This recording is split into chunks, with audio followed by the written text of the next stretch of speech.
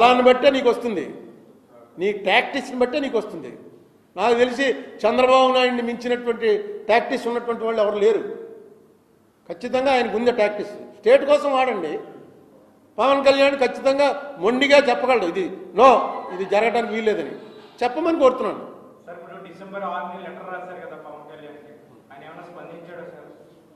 నాతోటి ఏమి స్పందించలేదు. స్పందన కూడా నేను నాతో స్పందించమని అడగలేదు, పని చేయమని అడిగాను. రేపు అసెంబ్లీ అవుతుందిగా, దుర్గేష్కి చెప్పాను, వీళ్ళు చెప్పాయా బాబు అని. చెప్పానండి అని దుర్గేష్ చెప్పాడు, పవన్ కళ్యాణ్ గారికి చెప్పానండి అని. సో పవన్ కళ్యాణ్ అనే వ్యక్తి ఇండివిజువల్గా, ఉప ముఖ్యమంత్రిగా కాకుండా ఇండివిజువల్గా పవన్ కళ్యాణ్ తను కొంచెం దాన్ని ఏమంటారు, ముక్కుసూటిగా మొండిగా పోయే మనిషి అని నా అభిప్రాయం. నా అభిప్రాయం తప్పు అయి ఉండొచ్చు, రైట్ అయి ఉండొచ్చు, వేరే విషయం. మేము కలిసిన అతి తక్కువ టైంలో నాకు అనిపించిన అభిప్రాయం అది.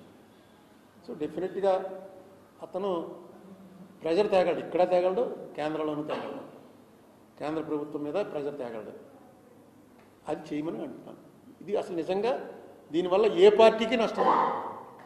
కాంగ్రెస్ వాళ్ళు అయితే అడిగారు, రేపు ఇస్తున్నారు నాకు. నేను ఇది పట్టుకుని సుజనా చౌదరి గారి ఇంట్లో మీటింగ్కి వెళ్ళిన రోజున మొన్నాడు జయరాం రమేష్, దిగ్విజయ్ సింగ్ అందరం సెంట్రల్ హాల్లో కలిసాం. చెప్పాను పెడుతున్నారు ఇలాగా అని.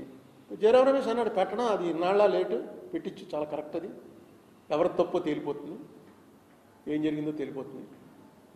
ఆ విషయం మళ్ళీ వాళ్ళకి చెప్పాను. అప్పుడు తోట నరసింహం గారు లీడరు, తోట నరసింహం గారికి చెప్పాను, వాళ్ళు కూడా ఇన్వైట్ చేస్తున్నారు, ఇదే టైం అని. ఏం చేస్తావు, అది వెనక్కి వెళ్ళిపోయింది. దాన్ని పొలిటికల్ రీజన్స్ నేనేం క్వశ్చన్ చేయను. సో ఈవేళ ప్రెస్ మీట్ పెట్టినటువంటి ఉద్దేశం ఇది. మీ ద్వారా పవన్ కళ్యాణ్ గారికి విజ్ఞప్తి చేస్తున్నాను. ఆల్రెడీ లెటర్ కూడా రాశాను. దయచేసి పార్లమెంట్లోను కోర్టులోను ఈ అంశం ప్రస్తావించి మన రాష్ట్రానికి